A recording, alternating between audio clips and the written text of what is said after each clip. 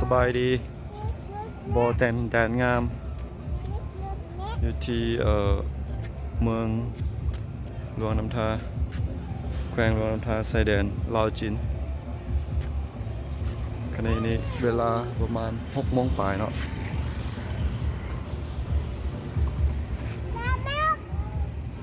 นี่จะเป็นเขตตัวเมืองของโปรเจนโอเคนั่นจะเป็นอาหารอย่างต่างๆเนาะเบื้องนั้นจะมีอาหารซูเปอร์มาร์เก็ตอาหารสัพพะสินค้าค่าปลอดสารพิษไปอาหารค่าปลอดภาษี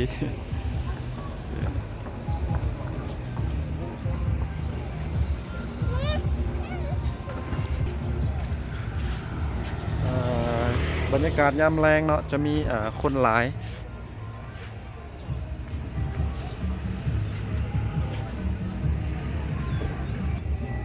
นี่จะเป็นธนาคาร LCNB เนาะ Lao China Bank คอยคำยำแรงจะมีคนหลายเนาะประมาณนั้น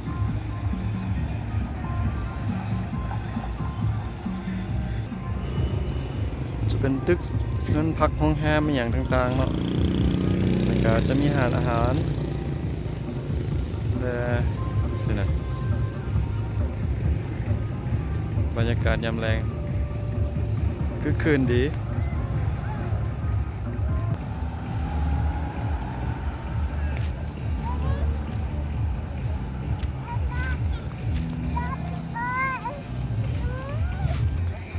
อันนั้นจะเป็นอาหารกินดื่ม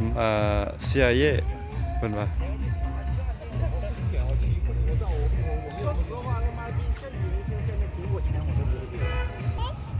โอเค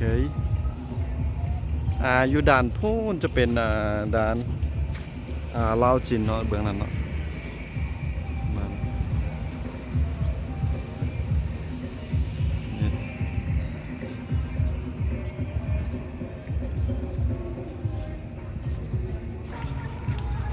อะไรจะเป็นธนาคาร GDB เนาะตอนเช้าหรือว่าตอนเว้นจะไม่เห็นคนบาดยำแรงจะมีคนหลายใช่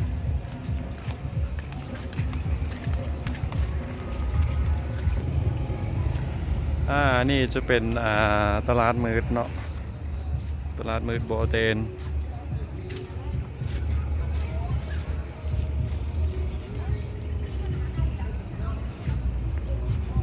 นี่ก็จะเป็นอาหารกินดื่มโอ้งามข้างในเนาะตลาดนัด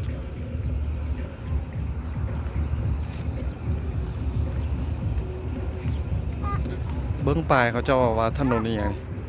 ถนนภูชี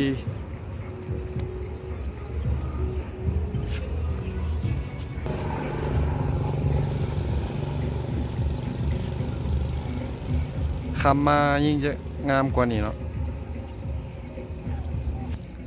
นี่จะเป็นตลาดมืดเนาะส่วนหลายคนจะนั่งอยู่ทั้งข้างเบื้องนั้นหลายกว่าเนาะ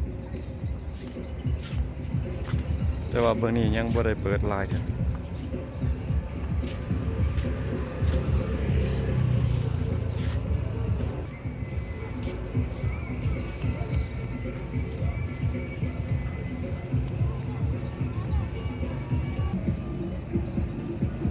ก็จะประมาณนี้เนาะ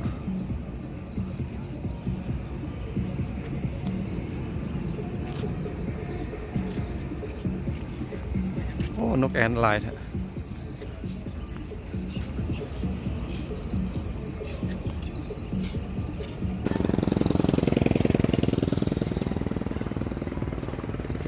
ต่ละซอกแต่ละมุมจะมีคนหลายเนาะ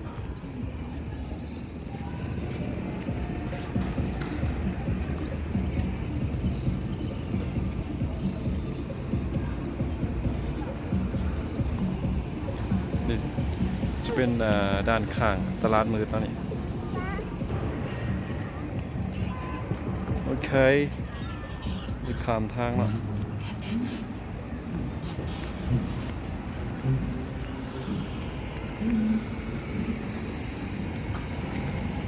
ดี๋ยวจะเข้าไปท้ายให้เบิ้งว่าเป็นอะไร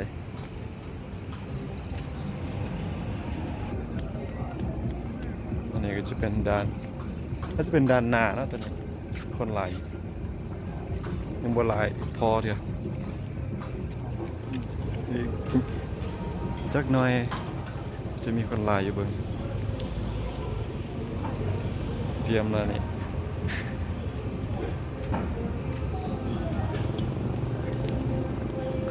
อาหารบอเดนเบอร์ 2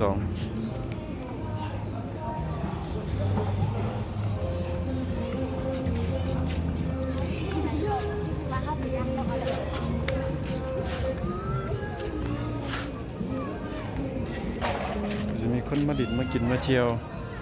มาอย่างต่างๆ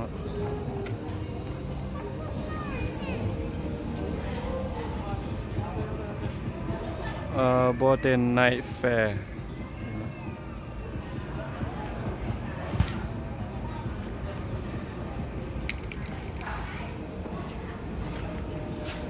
ถิ่นสะทรายครับแบบ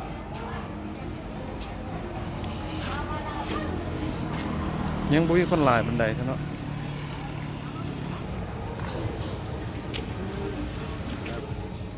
เบิ่งกลับทางหลังโอ้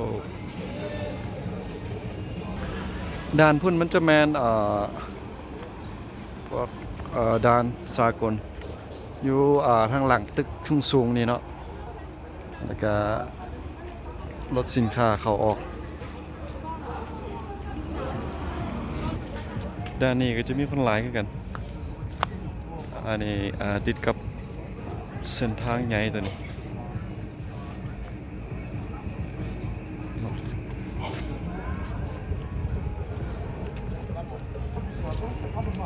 โอ้เย็นดีอากาศเย็นดี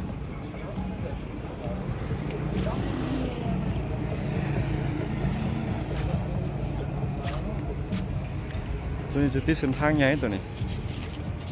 ไปเพื่อนนำท่ามาเลย